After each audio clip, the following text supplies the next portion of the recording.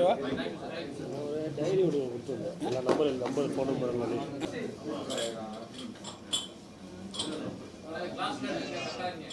Ready. அதெல்லாம் எடுத்துருக்கப்பா தம்பி.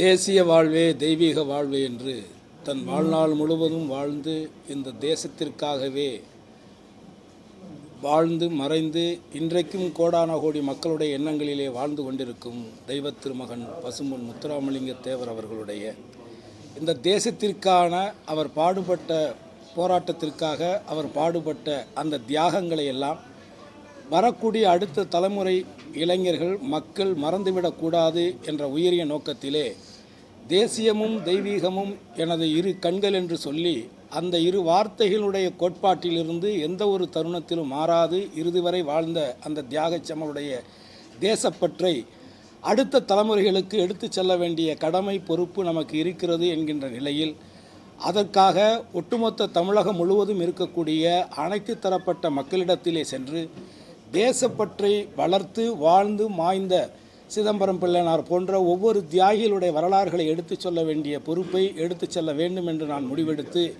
இது சம்பந்தமாக தமிழக காவல்துறையினிடத்திலே அனுமதி கோரியிருக்கிறேன். நிச்சயமாக விரைவில் அது கிடைக்கும் என்று நம்புகிறேன்.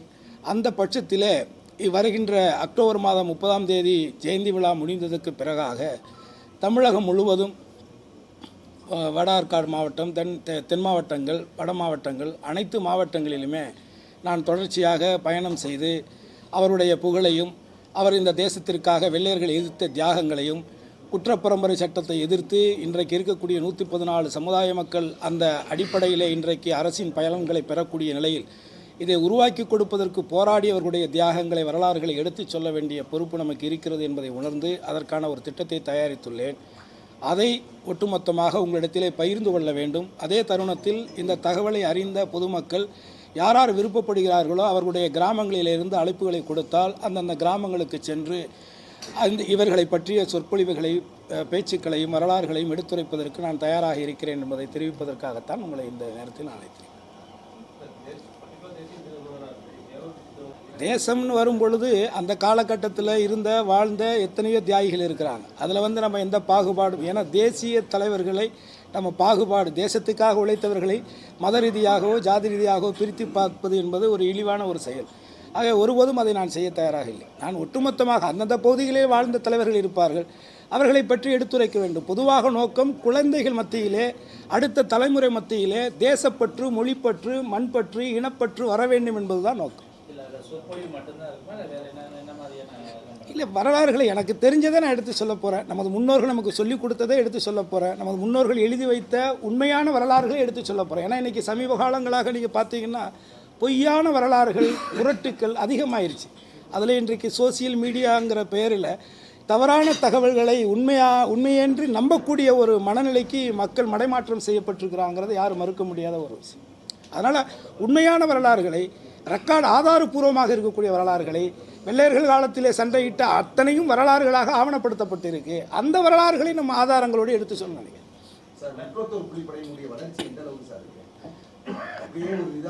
அது அவ்வளோதான். ஏன்னா முதல்ல இது இந்த அமைப்பை பொறுத்தவரை உங்கள் எல்லாருக்குமே தெரியும். இங்கே எதையும் மறைச்செல்லாம் பேச முடியாது. என்னை பொறுத்தவரை என்னுடைய தலைவரும் என்னுடைய கடவுளும் பசும்பொன்னார் தான். அதில் நான் பலமுறை இதை நான் சொல்லியிருக்கிறேன். இதற்கு காரணம் என்ன அப்படின்னு சொன்னால் அவர்கள் வாழ்ந்த அந்த தூய ஒரு வாழ்க்கை தான். எல்லாரும் இதை அதாவது ஃபார்வர்ட் பிளாக்குங்கிற கட்சியை உருவாக்கியவர் யார்? சுபாஷ் சந்திர போஸ். அதை தலைமையேற்று நடத்தியவர் தான் தேவர். ஆனால் அந்த கட்சியினுடைய சாயமே அது ஜாதி கட்சியாகத்தான் அன்றைய காலத்திலிருந்து பரப்பப்பட்டு இன்றைய வரைக்கும் அது நிலைநாட்டப்பட்டிருக்கிறது. ஒரு பொய் திரும்ப திரும்ப சொல்லப்பட்டு அது உண்மையாக்கப்படுது. அதனால் இந்த அமைப்பை பொறுத்தவரை இது ஒரு கல்வி அறக்கட்டளையாக உருவாக்கப்பட்ட அமைப்பு.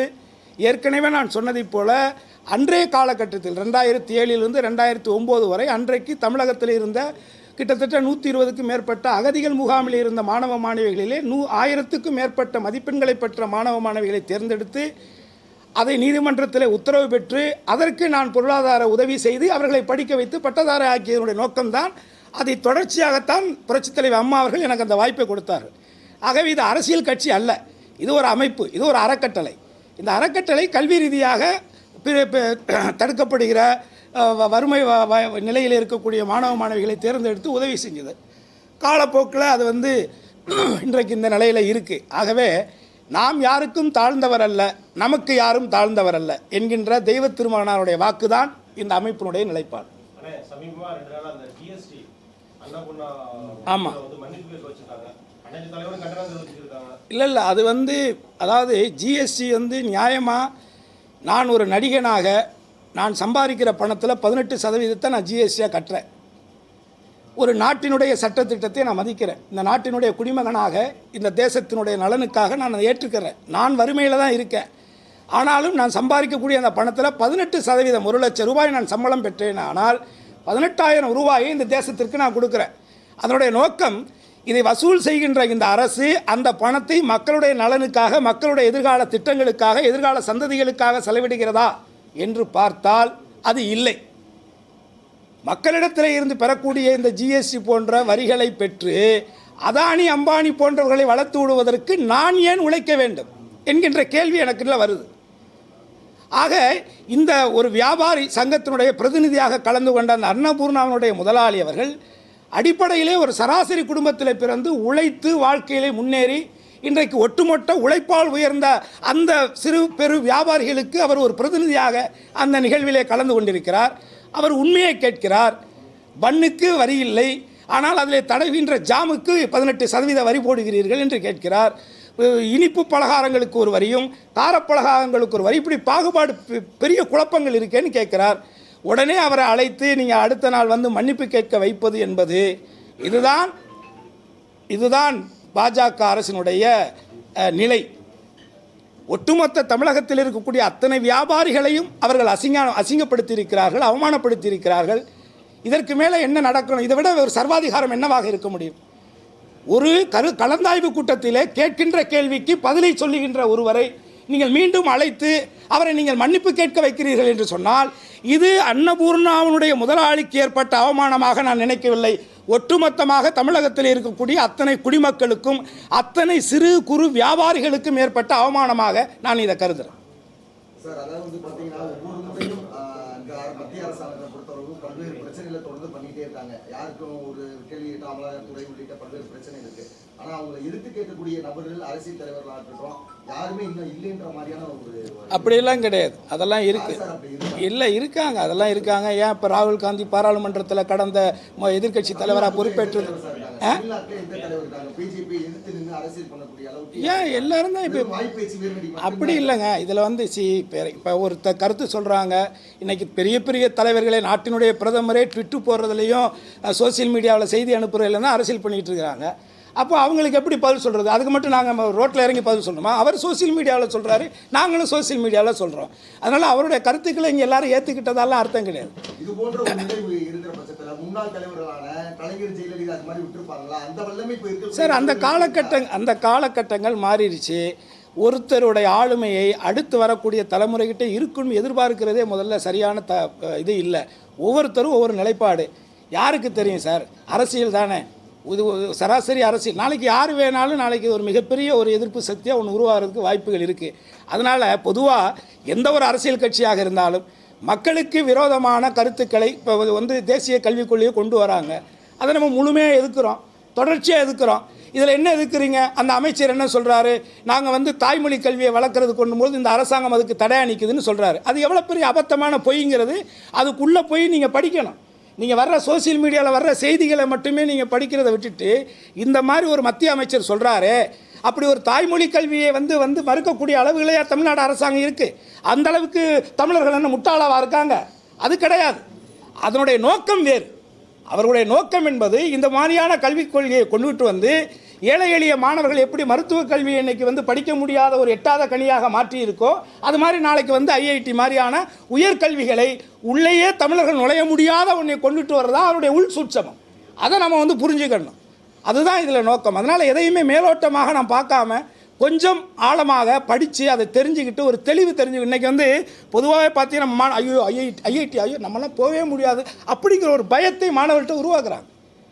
அதையும் மீறி ஒருத்தங்க போனால் ஐஐடிகள் என்னென்ன நடக்குதுங்கிறது நான் சொல்லி உங்களுக்கு நீங்கள் தெரிஞ்சுக்கணுங்கிற அவசியம் இல்லை.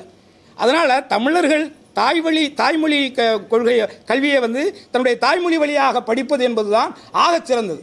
இன்றைக்கு உலக அரங்கில் சீனா போன்ற நாடுகள், ஜப்பான் போன்ற நாடுகள்லாம் வந்து தன்னுடைய தாய்மொழியில் தான் அந்த கல்வியை, எந்த கல்வியாக இருந்தாலும் படிக்கிறாங்க.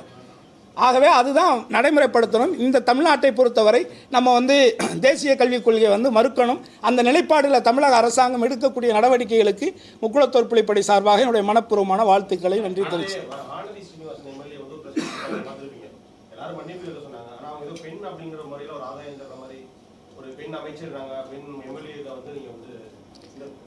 சார், நான் வந்து என்ன பிஜேபியை பற்றி கேட்டிங்கனாலே எனக்கு வந்து அதில் உடன்பாடே இல்லை சார். அது ஒரு ஏமாற்று கூட்டம் சார். தயவு செஞ்சு புரிஞ்சுக்கோங்க சார். அது வந்து முழுக்க ஒரு ஏமாற்று கூட்டம். ஏன்னா இன்றைக்கு தமிழர்கள் அந்த ஏமாற்று சதிகள் வலைகளுக்குள்ளே சிக்கிக்கிட்டாங்களேங்கிற ஒரு வேதனை எனக்கு இருக்குது சார். பதவி இதெல்லாம் இன்றைக்கி வரும் போகும் சார். காசு பணம் இன்றைக்கி வரும் போகும் சார். ஆனால் அடுத்த தலைமுறை இந்த மண்ணில் வாழணும் சார். நீங்கள் இந்த மண்ணையும் மக்களையும் மொழியையும் காத்து வச்சுட்டு போனால் தான் சார் அடுத்து வரக்கூடிய பிள்ளைகள் இந்த மண்ணில் வாழ முடியும்.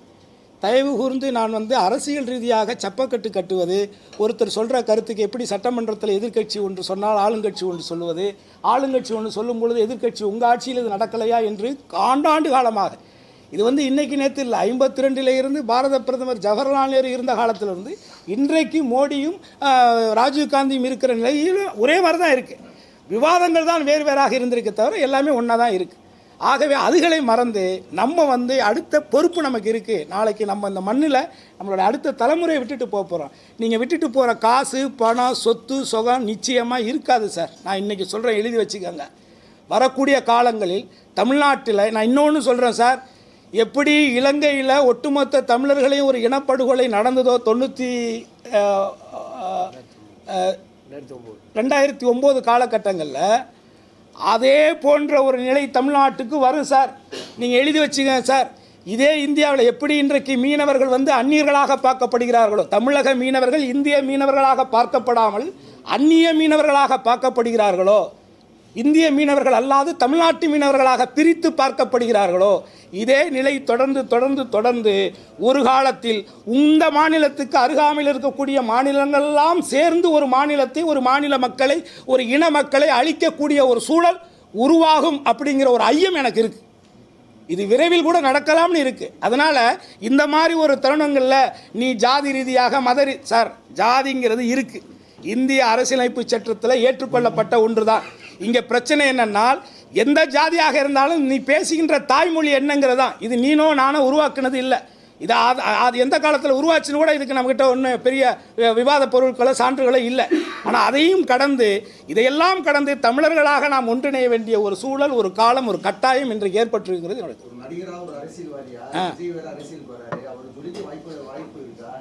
சார், அரசியலுக்கு எதுவுமே இலவா கிடையாது சார். அவர் சினிமாவில் மட்டும் ஈஸியாக வந்துட்டார்.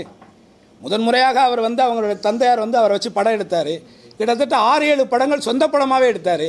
அன்றைக்கு இதே விஜயை பற்றி இதே பத்திரிகைகள், பெரிய பெரிய பத்திரிகைகள்லாம் எந்த அளவுக்கு அவளை அவமானப்படுத்தினாங்க, அசிங்கப்படுத்தினாங்கிறது வரலாறு அது இருக்குது. இன்னமும் அந்தந்த ஆஃபீஸில் போய் பார்த்தீங்கன்னா அவருடைய இது இருக்குது. அவரை அட்டை படத்தில் கூட போட மறுத்த மிகப்பெரிய பத்திரிகைகள்லாம் இருக்காங்க. அட்டை படத்தில் விஜயோட படத்தை போட மறுத்தவங்களாம் இருக்காங்க. ஆனால் இன்றைக்கு அவங்களே விஜய் ஒரு பேட்டி கொடுப்பாரான்னு நிற்கக்கூடிய நிலையும் இன்றைக்கி இருக்குது. அது மாதிரி தான் அரசியல். இப்போ தான் வந்திருக்காரு, உள்ளே வரட்டும். இன்னும் அவருடைய கொள்கை என்ன, நிலைப்பாடு என்ன, என்ன சிந்தனை, என்ன சித்தாந்தம், எதுவுமே இன்னும் அவர் சொல்லலை. கொடிக்கே இன்னும் விளக்கம் கொடுக்குறேன்னு சொல்லியிருக்காரு. கொடுக்கட்டும், வரட்டும், வந்ததுக்கப்புறம் பார்ப்போம். அது மாநாட்டுக்கு அழைக்கட்டும். முதல்ல அவர் முதல்ல அழைக்கட்டும். அழைச்சதுக்கு இப்போ கூட ஒருத்தர் அனௌன்ஸ் பண்ணியிருக்காரு, மது ஒழிப்பு. இல்லையா, அவர் வந்து வகுப்புவாத, அதாவது ஜாதி மத அமைப்புகளுக்கு அழைப்பு இல்லை. அப்போ அவர் என்ன பண்ணிகிட்டு இருந்தார்? இத்தனை வருஷமாக என்ன பண்ணிக்கிட்டு இருக்காரு? அவருடைய கட்சியினுடைய அடிப்படை சித்தாந்தம் என்ன சார்? இப்போ டாக்டர் ராமதாஸுடைய கட்சி, பாட்டாளி மக்கள் கட்சி, அங்கீகரிக்கப்பட்ட ஒரு தமிழ்நாட்டு இந்திய அரசியல் இதில் வந்து தேர்தல் ஆணையத்தில் அங்கீகரிக்கப்பட்ட ஒரு கட்சி. இவரோட கட்சி அங்கீகரிக்கப்பட்ட ஒரு கட்சி. ஆனால் அந்த கட்சி பாட்டாளி மக்கள் கட்சி ஜாதி கட்சினா, விடுதலை சிறுத்தைகள் என்ன கட்சி? இன்றைக்கி ஏதோ ஒரு அர்ஜுன் ரெட்டி அது மாதிரி ஒருத்தர் சேர்ந்துட்டதுனால அது வந்து தேசிய கட்சியாக மாறிடுச்சா? என்னது? முதல்ல உங்களுடைய நோக்கம் என்ன? பொது சிந்தனையா, சுய சிந்தனையா? பொது அரசியலா, சுய அரசியலா? நீங்கள் பொது அரசியல் செய்பவராக இருந்தால் அத்தனை பேரையும் தமிழகத்தினுடைய எதிர்கால சந்ததிகள் அழியப் போகிறது. தமிழகம் குடிகார மாநிலமாக மாறப்போகிறது. ஆகவே இந்த மக்களை காப்பாற்ற வேண்டிய பொறுப்பு உங்களுக்கும் எனக்கும் இருக்கிறது. ஜாதி மதங்களை கடந்து தமிழர்களாக அத்தனை பேரும் ஒன்று கூடுங்கள். அந்த மாநாடை நாம் வெற்றிகரமாக நடத்தி காட்டுவோம். தமிழகத்தில் மட்டுமல்லாது ஒட்டுமொத்த இந்தியாவிலே மதுவிலக்கை கொண்டுகிட்டு வருவோம் சொன்னால் உங்களுடைய சிந்தனை பொது சிந்தனை, பொது அரசியல்.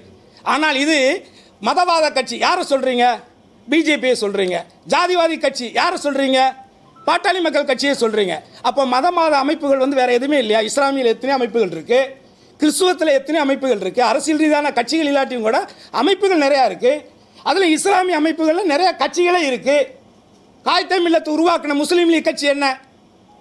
எந்த காலத்தில் உருவான கட்சி? இந்தியாவுடைய 3வது பெரிய கட்சி சுதந்திரம் அடைந்ததுக்கு பிறகாக. ஆக உங்களுடைய நோக்கம் முழுக்க முழுக்க நீங்கள் பாட்டாளி மக்கள் கட்சியையும் பிஜேபியையும் விட்டு நீங்கள் செய்யக்கூடிய இந்த அழைப்பு என்பது முழுக்க முழுக்க அரசியல்னு நான் சொல்கிறேன். இது முழுக்க முழுக்க அரசியலுக்காகவே செய்யப்படுகிற ஒரு நாடகம். அப்படி இல்லை, நீங்கள் யாரை வேணாலும் முன்னிலைப்படுத்திக்கலாம், அதில் எந்த தவறும் கிடையாது. ஏன் ஒரு காலத்தில் இதே இலங்கையில் 2009க்கு முன்னாடி வரைக்கும் இதே தமிழ்நாட்டில் விடுதலை சிறுத்தைகளுடைய பேனரில் தலைவர் பிரபாகரனுடைய படம் இல்லாத பேனரே கிடையாது. என்னுடைய சின்ன வயசுலேருந்து நான் சென்னையில் கிட்டத்தட்ட 85லேருந்து நான் இருக்கேன். தலைவர் பிரபாகரனுடைய படம் இல்லாமல் விடுதலை சிறுத்தைகளுடைய பேனரை நான் பார்த்ததே கிடையாது. ஆனால் 2009 தலைவருக்கு மரணத்துக்கு பிறகாக இன்றைக்கு இருக்கக்கூடிய விடுதலை சிறுத்தைகளுடைய பேனரில் தலைவர் பிரபாகரனுடைய படம் இருக்கா? யோசிச்சு பாருங்க. இதுதான் நடப்பு அரசியல். இன்றைக்கு ஒரு அரசியல். என்ன அரசியல்? இது உங்களுடைய அரசியல்.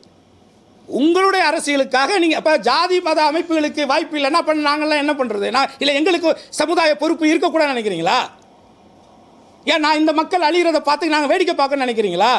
எங்களை பிரிக்கிறீங்களா? ஜாதி ரீதியாக சொல்லி எங்கள் எல்லாரையும் தமிழர்களை தனித்தனியாக பிரிக்கிறீங்களா? உங்களுடைய நோக்கம் என்ன? உங்களுடைய இலக்கு என்ன? என்ன அடைய போகிறீங்க இதை வச்சு? மற்றவர் எங்களை போன்றவர்களை ஜாதி அமைப்புன்னு சொல்கிற நீங்கள் என்ன பண்ணிக்கிட்டு இருந்தீங்க இத்தனை வருஷமா? இதுக்கு வந்து பாராளுமன்ற உறுப்பினர் திருமாவளவன் அவர்கள் பதில் சொல்லணும். இது என்னைக்கு மட்டும் இல்லை, இது ஒட்டுமொத்தமாக தமிழகத்தில் இருக்கக்கூடிய ஒரு ஓய்வு பெற்ற ஆசிரியர் சங்கம், ஒரு ஓய்வு பெற்ற மின்வாரிய தொழிலாளர்கள், ஒரு ஓய்வு பெற்ற கழிவு தொழிலாளர்கள், இப்படி ஒவ்வொரு அமைப்புகளையும் நீங்கள் அசிங்கப்படுத்திருக்கீங்க, அவமானப்படுத்திருக்கீங்க. நான் சொல்கிறேன் குற்றச்சாட்டு. தனித்தெல்லாம் நிற்க மாட்டேன் சார். தனித்துனா நானும் என் பொண்டாட்டி மட்டும் ஓட்டு போடுவாங்க. யார் போடுவாங்க ஓட்டு? ப்ராக்டிக்கலாக பேசுங்க. இன்னைக்கு இருக்கக்கூடிய நிலைமையில் விஜய்ங்கிறவரே தனித்துனா என்ன ஆகும்னு தெரியாது சார்.